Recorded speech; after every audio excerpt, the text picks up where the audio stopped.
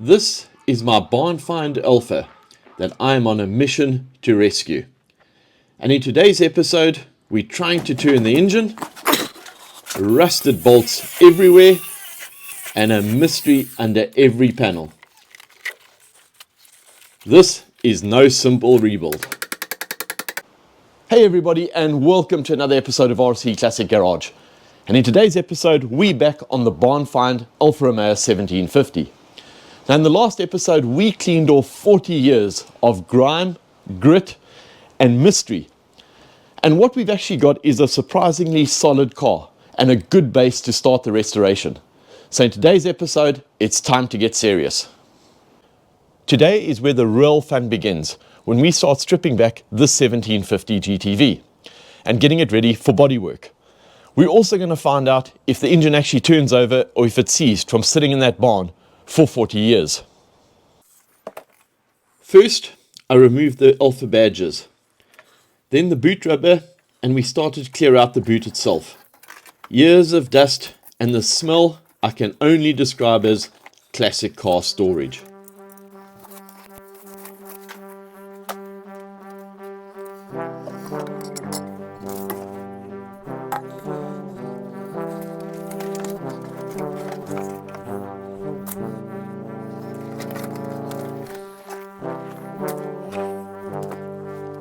Still love the fact that RC is on the number plates of this car.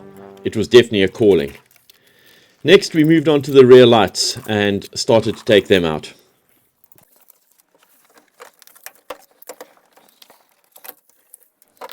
Now new light lenses are available for these cars, so these will probably just be replaced with new.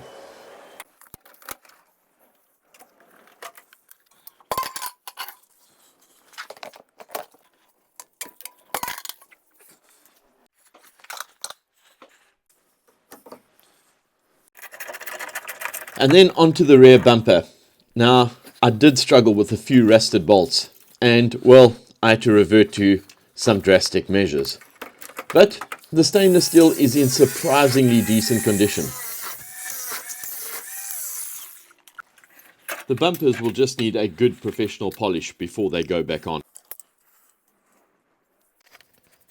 From there, we move along the side of the body. Off came the side badges, and then the side mirrors, and I repeat this on both sides of the car.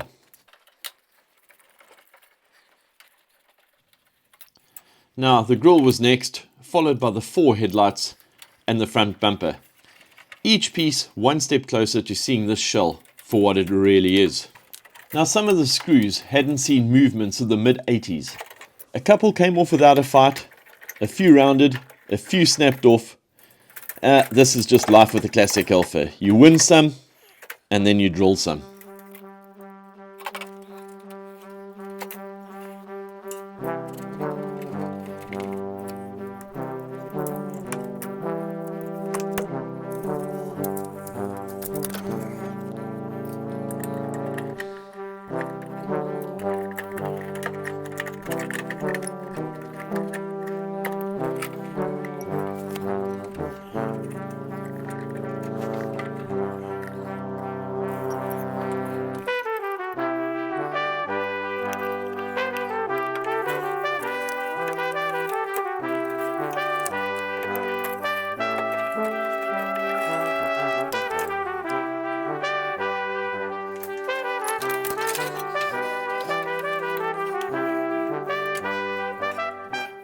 And now onto the interior, and this is where it gets properly archaeological.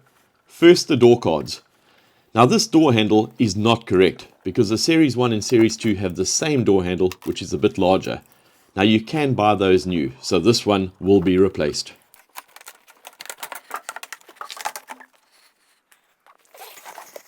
Next, we moved on to the seats, and they came out relatively easily. I was surprised at how the bolts just never put up a fight at all.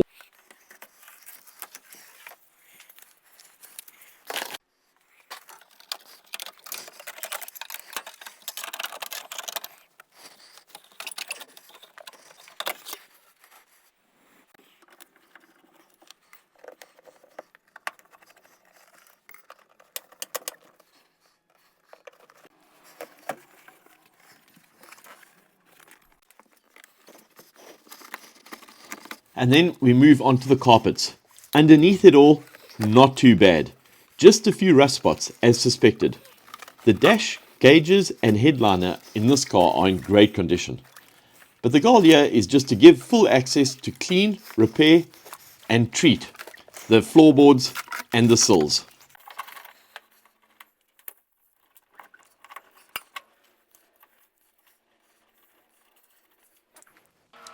So windscreen wipers off, bonnet rubber off, and then finally lifting the bonnet itself. Not as heavy as you think. Alfa always knew how to keep things light. Now, with the bonnet off, it's given me the space I need to properly access the engine bay.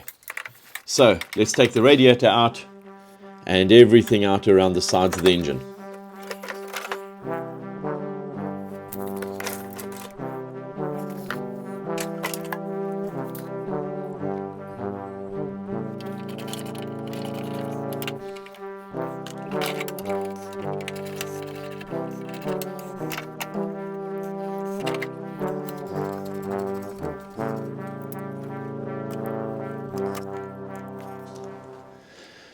Okay, it's time to see if the engine is actually seized or if it turns over. Now, over the last few weeks, I have been able to get these spark plugs out. That did take me a while. I'll show you some of the footage, but it took about a week of moving them each evening and then putting some more penetrating oil in. Eventually got them out, and I've put some oil in each of the bores. And that's been sitting for about a week and a half. So, it's time to get the size 36 out, get it onto the crank, and see if the engine turns. Okay, so we've got a solid grip on the crank.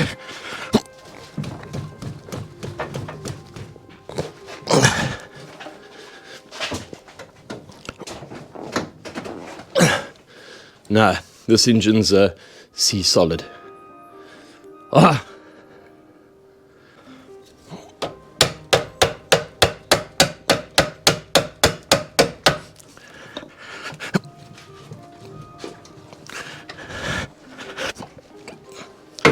Nah.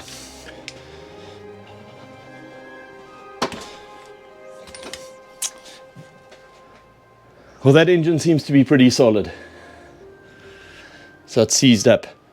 I've been rocking the car backwards and forwards as well, and nothing's helped. So I suppose after 40 years of sitting in the barn, it's pretty rusted up.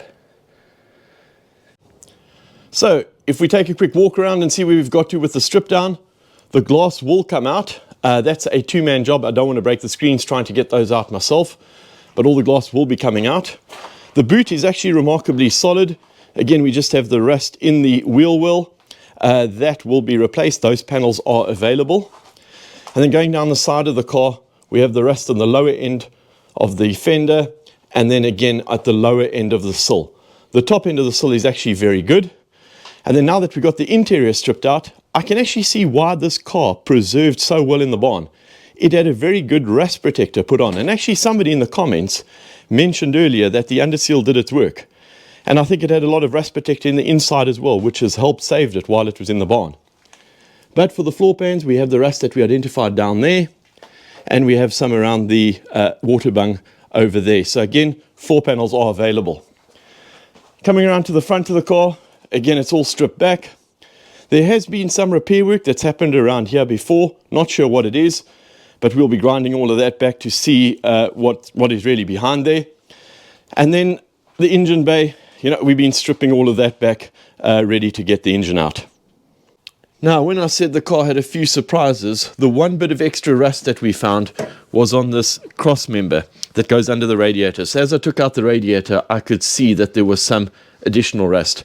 Now that panel is available, but that's where the stabilizing bar attaches to. So that is going to be replaced. And then when I said taking out the interior was a bit archaeological, well, we found a newspaper. And the date, 8th of July, 1985, so 40 years ago. And well, I took a bit of a read. And I thought I'd go straight to the classifieds section and, well, if we have a look over here, a 1951 Bentley Mark IV, £4,000. There are also a couple of Austin Allegros for £160. And then one that caught my eye was a Ford Sierra 1984 model, meaning it would have been 1 year old with just 14,000 miles on the clock at £4,500. But really interesting looking through a newspaper that is 40 years old, so a pleasant surprise. Well, there you have it, guys. The GTV is officially in strip down mode. Bumpers off, lights out, interior out, and, well, unfortunately, the engine is seized.